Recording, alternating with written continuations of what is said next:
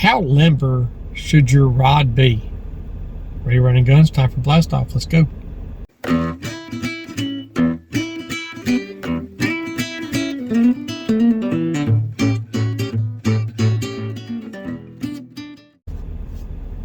Hey guys, Todd here with you. Welcome back to Bassin 101. How flexible is your rod? You know, when it comes to rod actions, some of you guys might disagree with this, but when it comes to rod action, I don't know if it's because I'm getting older or just because I'm getting more in tune with, simplify your fishing and thinking about stuff I like to throw. I really do like a rod to have some flex in the tip. I'll tell you why. When it comes to 5.5 foot pistol grips, I'm dead freaking accurate with those things. Why? I've thrown them forever. But if I go to a different length rod, straight handle rod, I don't want a broomstick. There was a brand of rods I had several years ago. They were the Fenwick Eagles. And we're talking 2017, 2018. It's when the Tatulas first come out. The Daiwa Tatulas when they first come out. I had 3 of them, 6.5 foot, that were medium heavy action that had a lot of tip. And you could take a 3/8 casting weight in the backyard and make that rod just go pew, burn, and shoot that sucker a country mile with no effort. Now you take a broomstick, the same length, medium heavy action rod that doesn't have a lot of tip, and you're all over the place. Not only that, you really have to put a lot of effort to cast that thing. That's not good. At least not for me. Even if you're pitching and flipping or stuff like that, if you have a real stiff rod, it's hard to do. Not only that, it's heavier. A rod that has more flex is not quite as heavy.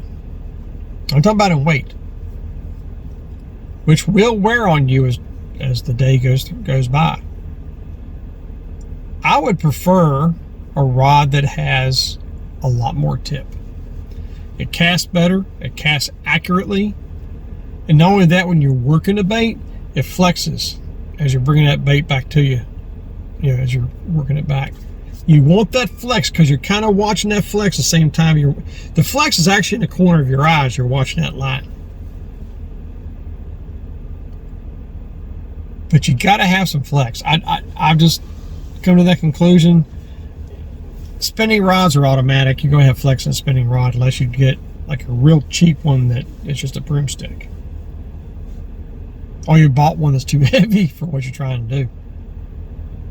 But not only that, a rod that flexes also has a better load. Now what I mean by better load is when you set the hook on a fish and you're fighting him back to the boat, that whole entire rod bends. The fast action is all about working the bait and setting that hook. You want the backbone to set that hook and that tip to flex, to really pop that hook in his mouth. But you want the whole rod to load when he fights. And a broomstick won't do it. I've got them. They won't do it. But a rod that has a lot of flex will absolutely do it. Now there are better ones and there are cheap ones. And sometimes the cheap ones will surprise you. Perfect example, I've got a 7-foot lightning rod, a recent edition lightning rod that I got at Walmart. Of course, I changed out the taped cork grip, stripped it down, sanded it back, and then put a split grip on it, EVA split grip. And it looks good. That's a good looking rod. But it's extremely flexible, and man does it load up. And you can throw jigs, you can throw crankbaits. It's a very good multi-purpose rod. It's a 7-foot medium action. Really good all-purpose rod. And I've also got some 5.5 footers that are like that. My original Team Daiwa Larry Nixon's like that. I got on Skyline like that. Actually, my old lightning rods are like that. My old pistol grip lightning rods, they're like that too. But flex, you got to have something in there, because I'm going to tell you, if you take an expensive rod that's a broomstick and you try to cast it, and you take a cheaper rod that's got more flex and you go to cast it, which one do you think you're more accurate with?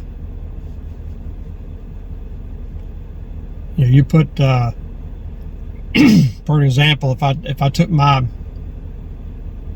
let's say I take my 7-foot medium action, you know, most recent lightning rod against my 7-foot medium action most recent Eagle, Fenwick Eagle that I have, that I've only been on the water with once.